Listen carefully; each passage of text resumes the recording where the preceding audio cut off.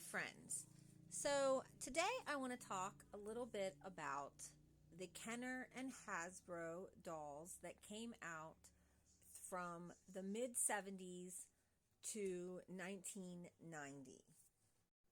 Many people in the doll collecting community do know already that the Kenner Toy Company was bought by Hasbro in 1991. However, even before Hasbro purchased Kenner, they had hired designers that had worked for Kenner to make the molds for different doll lines.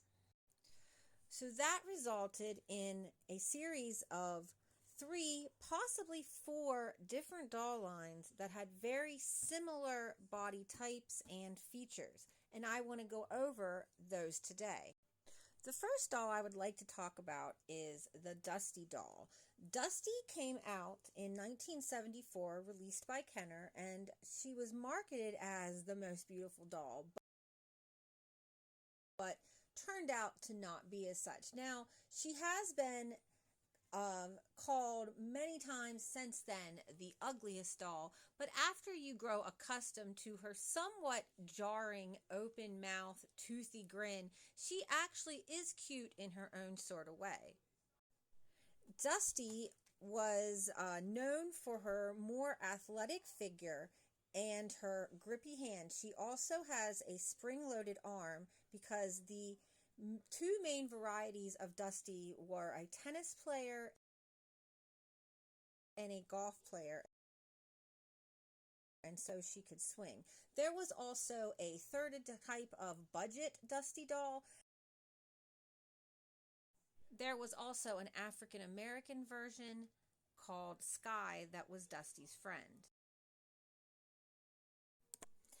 Dusty, however, only lasted for about a year, and then a few years later, in 1979, Kenner then released the Darci doll. Darci was significantly prettier and was marketed as a cover girl. Now, the thing about Darci, though, was that she was taller than Dusty, even though they were on very similar, if not exact, bodies. The difference being Dusty had flat feet and Darci had high heel feet. Additionally, Darci had a new, prettier face sculpt with a more traditional fashion doll look, but she still retained the grip hands, just like Dusty, the pop and snap elbows, and the pop and snap knees. Darci did prove to be more popular and had several different releases, and eventually went on for another 3 years up until 1981. This, of course, brings us to the Hasbro part of this discussion. So in 1985, Hasbro released the Gem dolls to go with their Gem cartoon series that they had released in 1983, the end of 1983. Gem, as you can see, does have the same body as Darci. And even though Hasbro had not acquired Kenner yet at that point, they did hire the artist that designed Darci and used the same molds for the body and the head. Just like Darci, Gem has the rubbery body with the pop and snap elbows and knees, 1 grippy hand that she holds her microphone, and 1 straight hand, just like Darci. And while the face molds do show some variation, Darci did have an African American friend and named Dana, and then an auburn-haired friend named Erica, but did have different face molds that do coincide with some of the other Gem dolls. I think the doll that looks the most like Darci is Synergy. If you look at the 2 faces, I feel like they are the most similar. Even though Darci has an open-lipped smile, I almost feel like it's just a very slight variation. But some of the other dolls show even more similarity. Due to the release of Mattel's Barbie and the Rockers, Hasbro was forced to discontinue Gem in 1987 due to stagnant sales. This brings us to the final doll I want to talk about today, and that is Maxie. Now, Maxie does clearly have a different body type than Gem and Darci.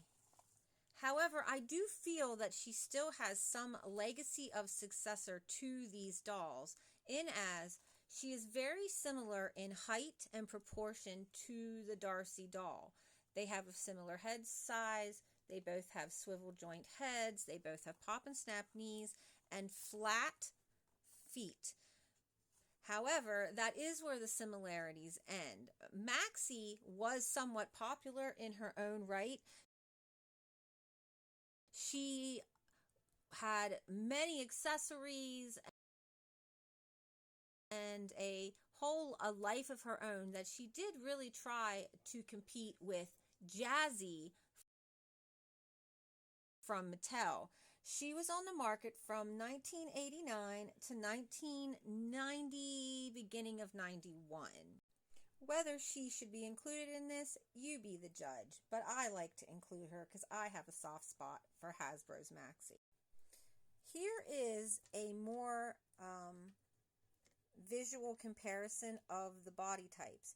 You can see that Maxie does have a different crotch area than Gem and Darci. And the way she is made, she commonly has this melt happen here between the hard plastic of her body and torso and her rubbery legs. She also has a much thicker waist. But you can also see that her arms and her legs are very similar to Darci. And they have the same kind of chest plate. They just made the waist significantly snatched on the Darci doll. And you also can see that the high heel feet here on Darci does give her additional height from the Dusty doll. You can see the different feet. Now, if we move over to compare Darci to Gem, you can see so many more similarities. They both have a similar waist. They have the same sort of crotch area. Their necks are the same. Their feet are the same. And in some of the dolls, the head sculpts, this specific one, the head sculpt is not as same, but on some of the other ones, there's much more similar. The biggest difference between Gem and Darci is that Gem does have sculpted collarbones and a slightly smaller chest area. Often, third-party sellers on eBay and other auction sites will have a nude one of these dolls, and it will say Gem/Darci because they are unsure. But for the most part, the Gem dolls have much more 80s makeup, whereas Darci has a much more subtle 70s look. And, of course, the chest size and the collarbone sculpts are good giveaways of which is which. Due to the size similarities, Darci and Gem can share clothes and shoes. Now, Dusty, she can wear some Barbie clothes, especially newer Barbie clothes, and she can wear some older Ken shoes. Gem had very difficult to replace shoes back in the day, but now it is much easier to find shoes that fit Darci and Gem. I have rainbow high shoes on them right now, and they work very well.